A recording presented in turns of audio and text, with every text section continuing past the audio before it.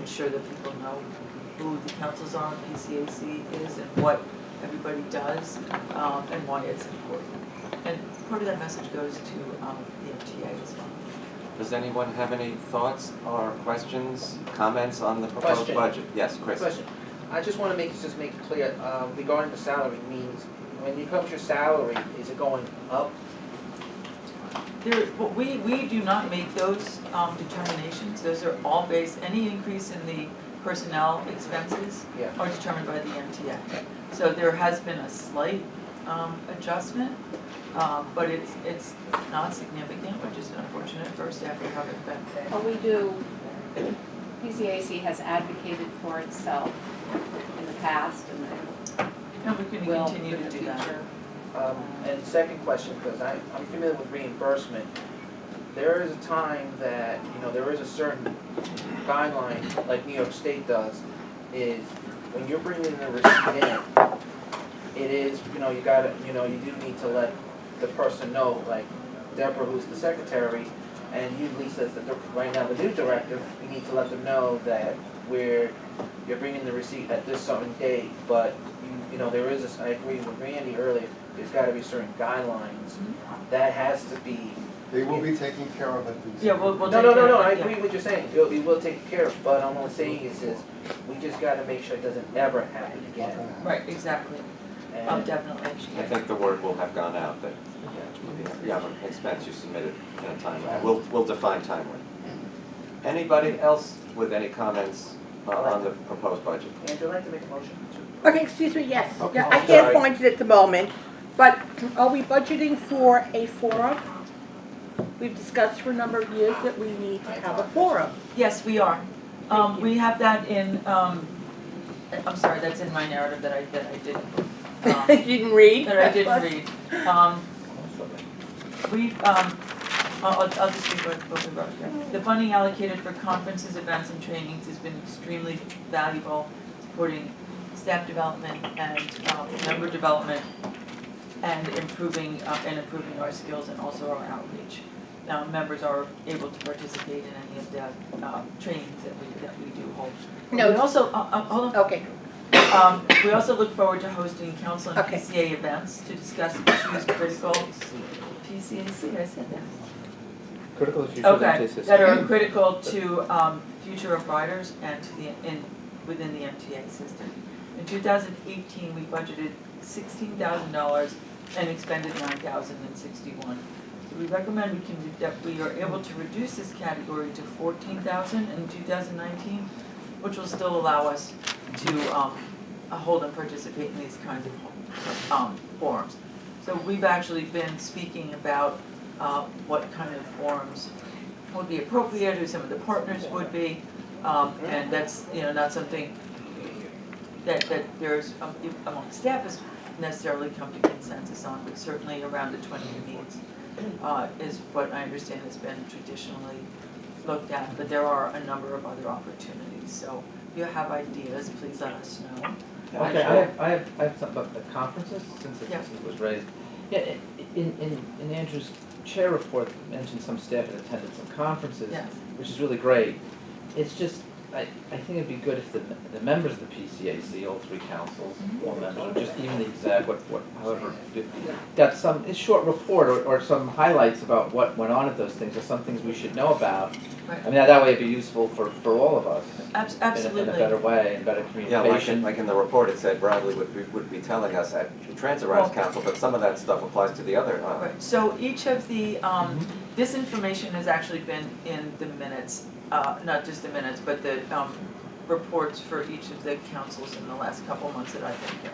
Oh. There hasn't, at one of the LARCC meetings that we were gonna discuss it, Phil and came and transitioned to that. So we weren't able to have a robust conversation about it. Similarly with Sheila and Transportation Camp, but we absolutely understand, and Carol raised this yesterday, in fact, the importance of letting everybody know what we do, and what we participate in. Sounds good.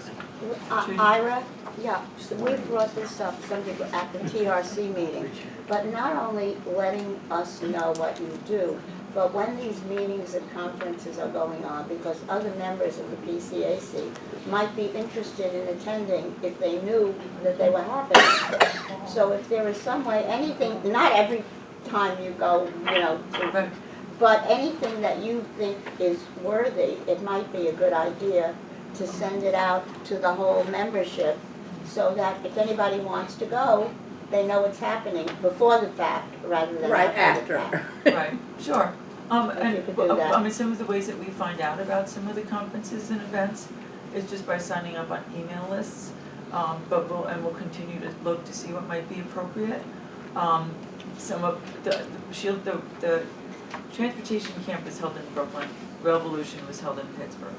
So there are certainly very different costs for those.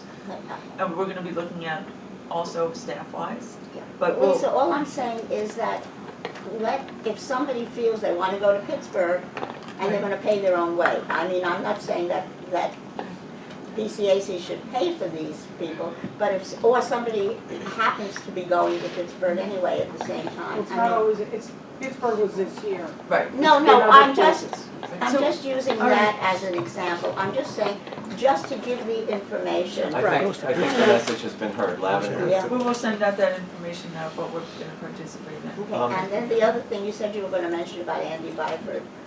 That was in the Transit Riders Chair's report, What? where Ellen mentioned, yes, Yes. Ellen mentioned, testified at a committee hearing right after the 60-minute report. Okay, but City what, Council? can I go a little No, it further? was to the board. Oh, the board, Yeah, can I suggest, because I got a couple of calls from my transportation colleagues from and after people and people that I've met over the years, saying it's about time you guys finally did something right, since Dick Ravitch you haven't done. I mean, all kinds of messages and emails.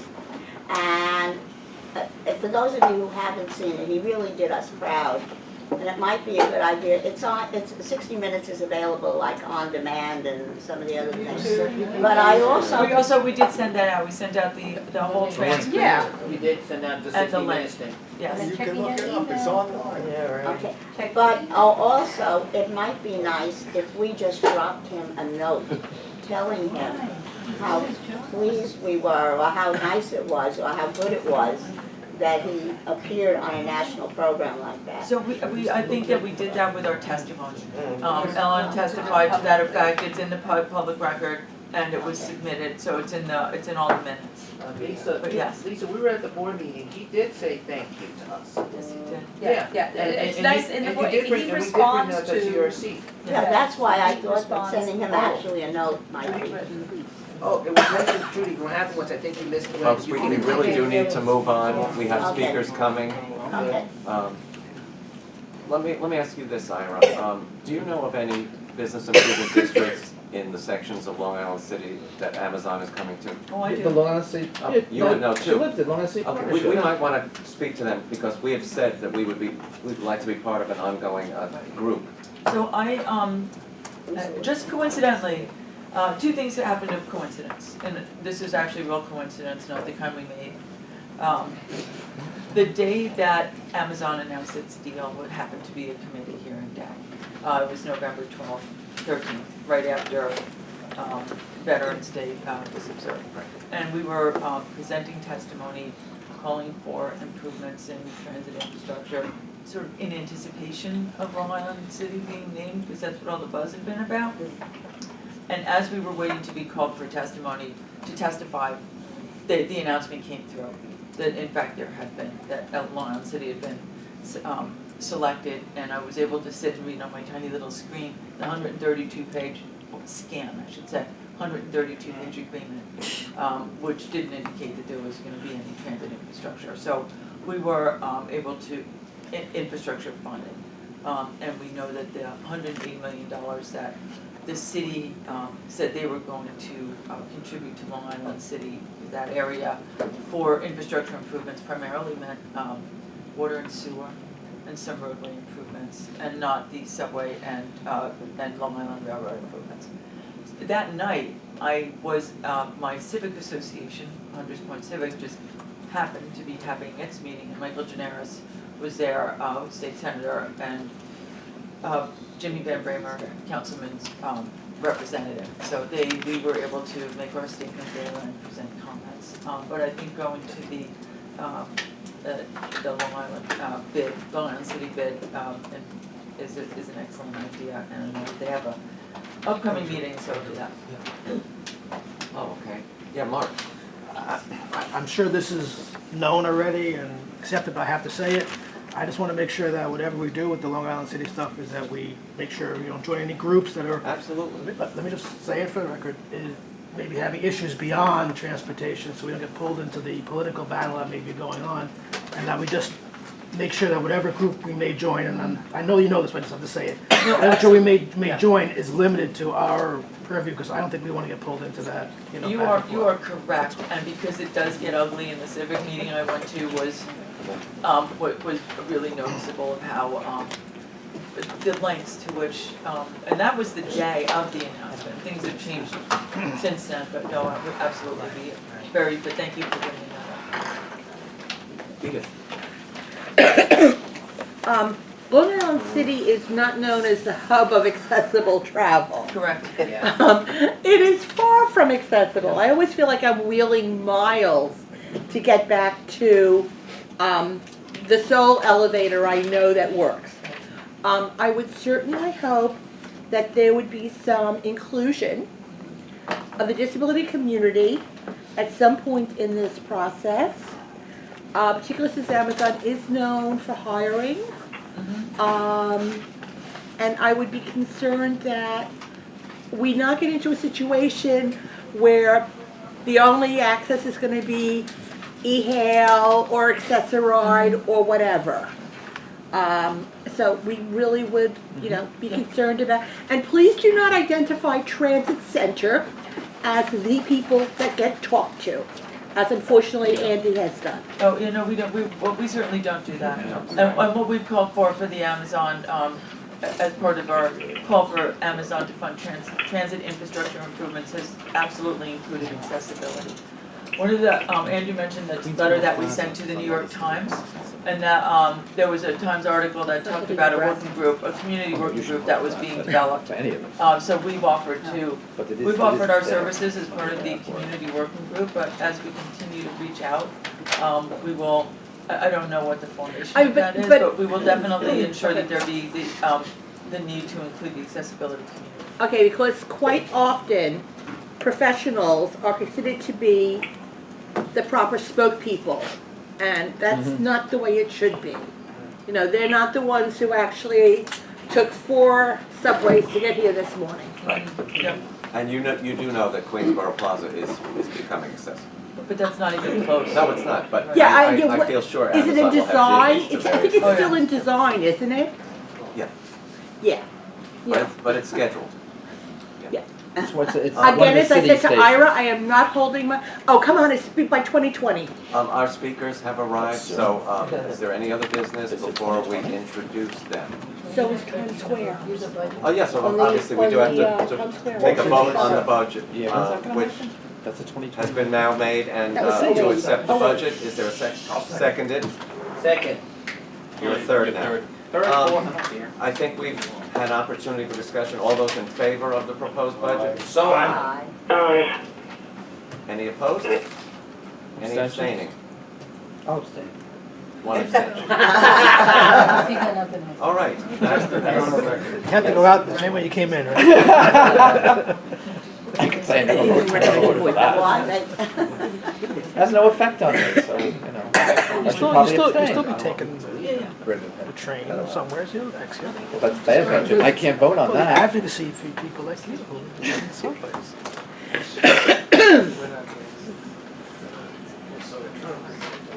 Yes, we will. We're actually going to do something very quickly, and then we're going to move into, I'll introduce Bob and Helene. Well, let me introduce them anyway. Helene's not in the room, so I won't introduce her. I'll wait. Yes. Yeah, okay. So, as you know, we were originally scheduled to have Ronnie Haycom. Ronnie is ill today, so we're fortunate to have Chief Finance Financial Officer Bob Foran and Chief of Staff Helene Frome here to discuss the upcoming budget issues, the look down the road, which is frightening if you go beyond a certain year. It frequently is frightening, but this time it's even more frightening, if you can believe that. Downright scary, and the possibilities for how we can deal with this in a variety of ways, and the upcoming continuation of the fare hike hearings and the vote in January on the proposed fare hike. So I'm going to move so that we can put this on the screen and you don't have to look through my head. And before Bob starts with the presentation on the budget, I just want to send Ronnie's regrets. She really hoped to be here today, but she is out sick, and you know, she's a trooper, so when she's not feeling well, it's a statement to she's really not feeling well. So, and I want to thank you all for your hard work you do. You're an important element in the overall transit picture here, and so thank you all, and thank you for inviting us.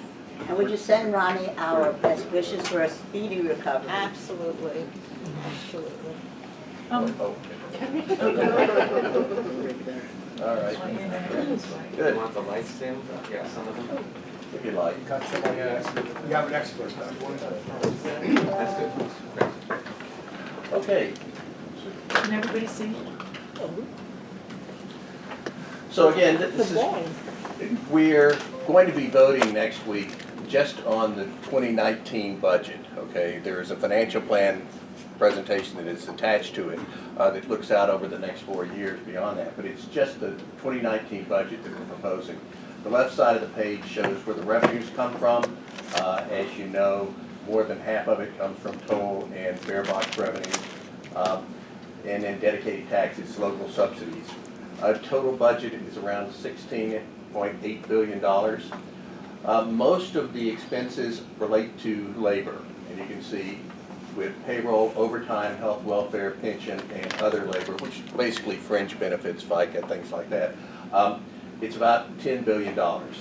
Non-labor cost, 4.2, and debt service, almost $2.7 billion.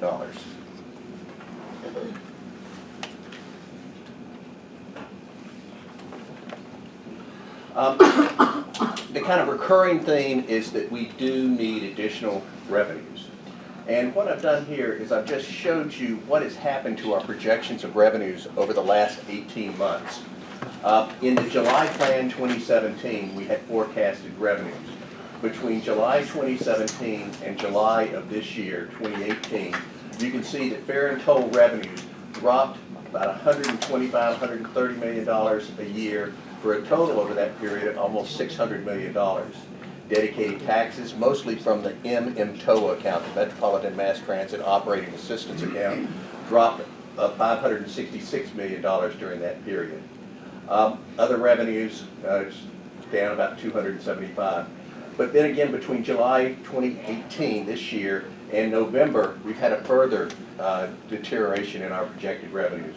Another $439 million for fare and toll revenues, and just a slight decline in the dedicated taxes, an increase in our projections of operating revenues during that time. So basically, over the last 18 months, our projections of fare and toll revenues are down by $1 billion. The dedicated taxes are down $6 billion. We are continuing our historic cost-cutting efforts. By the end of this year, 2018, we will have cut or either contained $2 billion in annually recurring costs since 2010.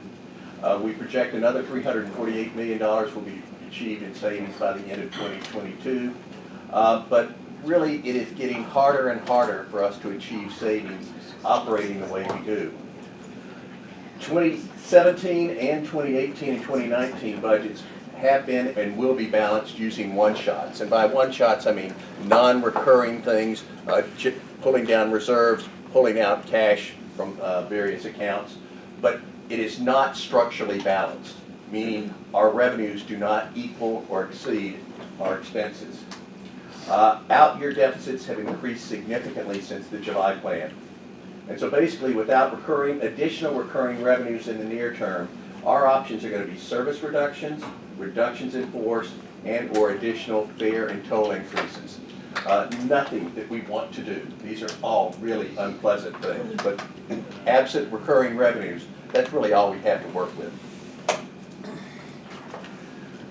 The July plan included, as I said, basically break even for 2018, 2019, and then deficits in 2020 to 2022. 262 million was the projected deficit in 2020, increasing to 424 million, and then projected deficit in 2022 of 634 million. So what's changed since the July plan? Well, we've re-estimated certain expenses and certain revenues, and we've seen results coming in that in certain cases improve the financial performance between 2018 and 2022. We're projecting lower debt service costs, about $194 million during this period, lower energy costs, $100 million, higher real estate subsidy projections, about $65 million, and higher toll revenues from bridges and tunnels, $46 million. But there are other estimates that we have and projections that worsen our financial performance. As we just discussed, lower passenger revenue projections of $485 million, higher paratransit service costs, $321 million, higher workers' compensation of $125 million over the period, and higher overtime expenses of $100 million. When you take these kind of puts and takes and place them all together, our financial projections over the 2018 to 2022 period are $819 million unfavorable versus where we were in July.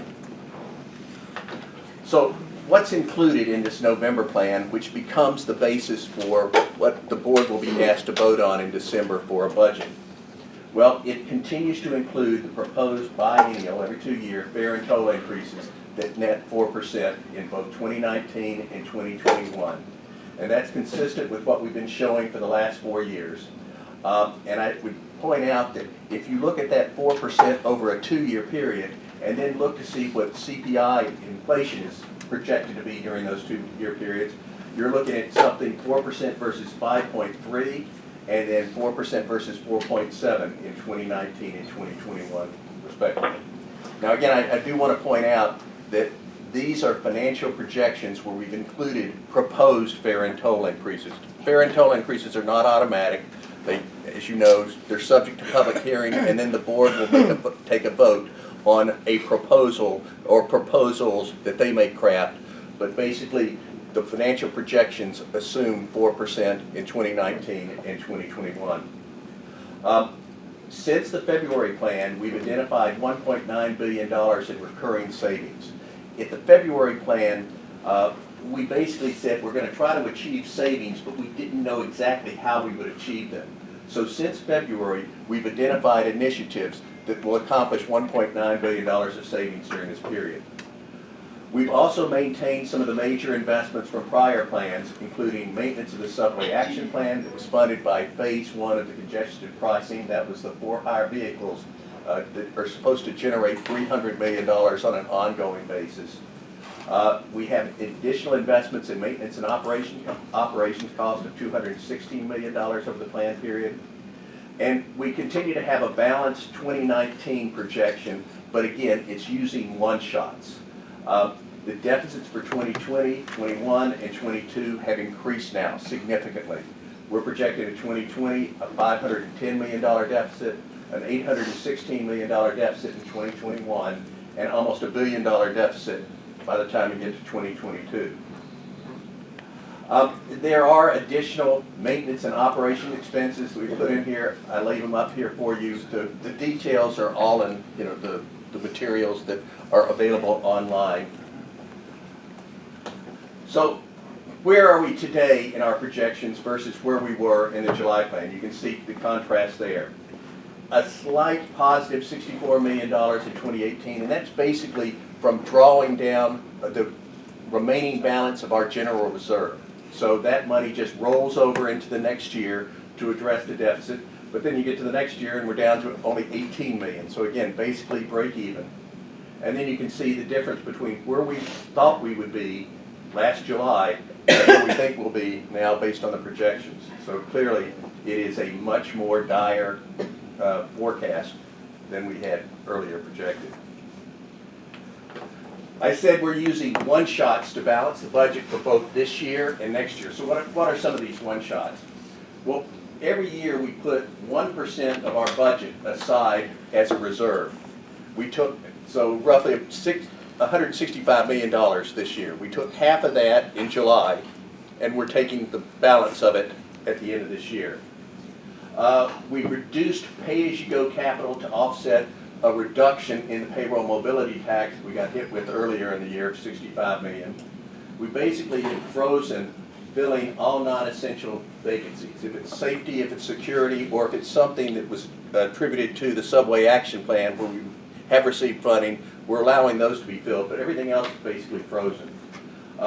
Restrictions on non-essential spending, including travel, memberships, and non-revenue vehicle purchases. We did have a favorable year-end balance of $27 million in 2017, and that rolls over into this year, 2018. And we've drawn down some of our inventory for materials and supplies that we're not replenishing of 7. In 2019, we're continuing the non-essential spending restrictions. That'll give us about $115 million of one-shot savings. The $64 million balance from this year that you saw, which again is by and large just the reserve that we finished up, will roll over into next year. And then we have money that we have set aside to for our counterparties on fuel hedges of $40 million, so that's a one-shot. I think it's important that people understand we have been on a cost containment, cost reduction program since the dire time we experienced in 2010. I point out that remind people, between 2007 and 2009, our real estate revenues on an annual basis dropped by $1.4 billion. We went from 1.7 to a little bit over 300 million in 2 years. Dramatic. We were in dire straits then. We were talking about a 25+% increase in fares. We were talking about significant service cuts. The state came in and provided the payroll mobility tax, a new tax that we had. So that came in. However, the projections were low. I should say the projections were too high. When it came time to see the revenue come in, it was much lower than what the state thought it would be. So we started a significant cost-cutting effort in 2010. A little less than $500 million in the first year of recurring cost cuts, and you can see every year we've raised the bar. We keep setting the target higher and higher for recurring annual savings. So these aren't one-shots. These are things that we're putting in place, and they're supposed to go forward in time. Now, all of these things we have to report to the state controller. So these aren't made-up numbers. They're not. We are held accountable to achieving these savings. So that's why I say right now we think we're going to finish up 2018 at just about $2 billion of annually recurring savings or cost reductions, cost containments, and then by 2022 will be a little bit less than $2.5 billion. So that is a significant effort on the part of the agencies and headquarters to try to reduce cost. And that reduction in cost means there's less pressure on fares and tolls and less need for dedicated taxes. But again, we can only do so much on the expense side. If the revenues drop off, we have less control there. In 2018, as I said, we've identified about $2.1 billion of BRP, that's budget reduction program savings, including one-shots, but we're still short of our targets. This is the same information just presented on the left side graphically and on the right side with the numbers. But the height of the bar is how much we had to identify in terms of savings initiatives. So going into 2018, we were looking at about $264 million of saving targets. And we wanted them to be recurring saving target, ongoing. Well, the bottom of the bar, the 129, those are identified recurring savings, okay? So they carry across, all the way across to each year. But we couldn't find enough recurring savings. So we had to do one-shots. Basically, a one-shot on savings means I don't do a project that I was going to do, or I push a project out. Think of it like an IT project, a computer project. instead of doing it this year, I'm just gonna push it out into next year, or I'm gonna cancel it. So I get 1 year of savings, but it's not recurring. So we're hitting our targets in 2018 by recurring savings of 129, but one-shots of 141. Now that means the next year I gotta find the recurring savings so that I can be on track. So you see in 2019, we've identified $381 million of recurring savings, okay?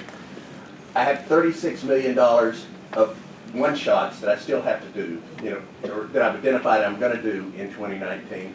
But the red there, 123, I still have to come up with $123 million worth of savings to be able to show you a balanced budget in 2019. So that still is yet to be done. I feel comfortable we'll get there, but I just don't know how we're gonna do it right now. The next, you can see that the remaining balances, 58, 82, 86, are lower. So basically, I've got recurring savings. I've come closer to my target in the out years, but it's just right now, this year, coming up close, I can't get it. So we have made significant progress, but as you can see on the chart on the right, the targets are at the top, 264, 539, 518, 548, 532. Over 5 years, we're trying to cut out $2.4 billion of expenses during that period. We're pretty close, but I still, as you can see in the red in the bottom line, which is the same as the red boxes on the left, we're going to be $348 million still short. But I make this point that, people complain about the MTA and we're bloated, we're over. I mean, we're trying very hard to cut costs. Cutting costs sometimes is painful.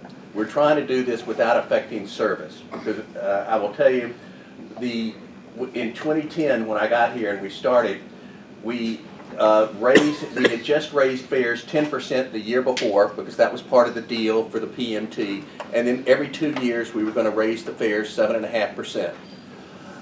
When we had the first public hearing, it wasn't so much the 7.5% that people complained about, it was the service cuts. And we heard that over and over. It was the most painful, part. And so the board's feeling is, and I want to be careful how I say this, because we do view fares and tolls to be something that, is very, very, we don't want to do it more than we absolutely have to, but it is service cuts that people really, that affect people's lives more than anything else. And so that is the absolute last thing that we want to do. So there are certain things that we will do, and they are built into the budget. I shouldn't say they're not built into the budget, they're built into our projections beginning in 2020, okay? They're not going into effect this year, but we have service guidelines that the board has adopted, which basically say, if ridership on a certain bus route or on a certain subway route falls below a certain level, we can cut back on the timing of the service. We can increase the headway. So maybe it's not every hour, maybe it's every hour and 15 minutes. But if service guidelines are such, we have the ability to do that without, having public hearings. Conversely, the service guidelines work the other way too. If we have greater utilization than we have projected,